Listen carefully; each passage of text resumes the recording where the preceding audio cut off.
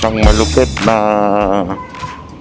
trapiko ang dinadanas ng ating mga kababayan araw-araw ng kanilang buhay.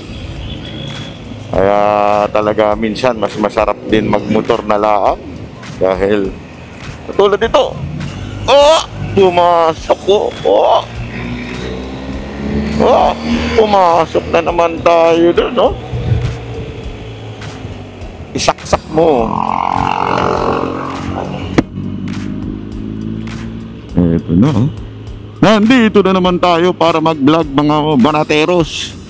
At ang iba-vlog natin ngayon, ang issue ng ni Alvarez, Congressman Alvarez. May napanood po kasi ko kaganina eh. Sabi nung napanood ko kaganina, maingat daw. Maingat daw. Isang abogado ito na dating taga ano ba ito? May katungkulan din ito sa dun sa Bar of the Philippines ba yun? Something like that. Nakalimutan ko na kung eksakto. Tapos ang sabi niya, maingat daw ang paggamit ni Alvarez na mga words na ini-encourage niya yung ating mga kapulisan o kasundaluhan pala, particular yung AFP, na bumitaw sa pwesto o bumataw sa loyalty nila sa presidente. Kasi ang isang elemento ng sedition yung hindi mapayapa, sinabi ni Alvarez mapayapa na pag-withdraw ng kanilang support sa Pangulo. Pero sabi rin ito isang abogado, sabi niya pwede pa ibang kaso. Sabi baliktarin yung mga parang gamitin yung weapon na ginamit daw noon ni Pangulong Duterte, which is anti-terror law. Sabi ko hindi naman ginamit ni Pangulong Duterte yun para manggipit ng kalaban. Itong administrasyon na to, oo, diba si Tebes, hindi naman terorista, ginawang terorista.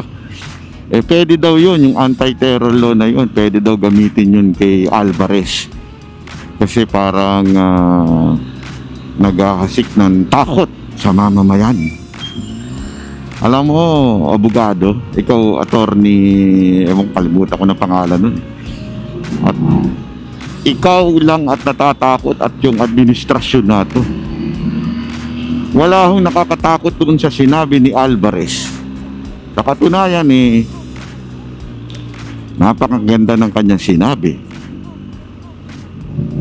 na mag-withdraw ang AFP dahil po sa mapapahamak ang bawat Pilipino sa desisyon ng administrasyon na patungkol ho dito sa gera sa China. O di ba? Yun naman po yun eh. Si Alvarez gusto niyang iligtas tayo mga Pilipino sa kapahamakan dahil nga nakikita niya na itong desisyong pabugso-bugsong damdaming desisyon ng administrasyon, particular na ho si Marcos, which is the chief architect ng ating foreign policy, ay nakita niya na ipapahamak po tayo. Ay habang maaga bago magsimula ang gera, dapat mag-withdraw na daw ang support ang AFP. Ano sa tingin ninyo? Tama ba yun? Na pinag-withdraw niya ng support ang AFP?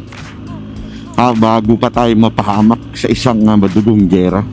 Sabi ko nga, hindi sa gera na yan, naku po, ubus tayo dyan. Isipin nyo yung missile na bumomba sa Israel, di ba? Buti sila, may pangsangga. Tayo, wala tayong pangsangga. Di ba? Ang atin lamang po ay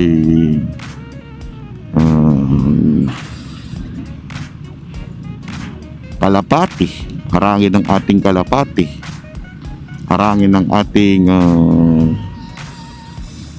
drone. Wala ho tayong yung humaharang ng missile. Wala tayong ganun. Hindi na tayo.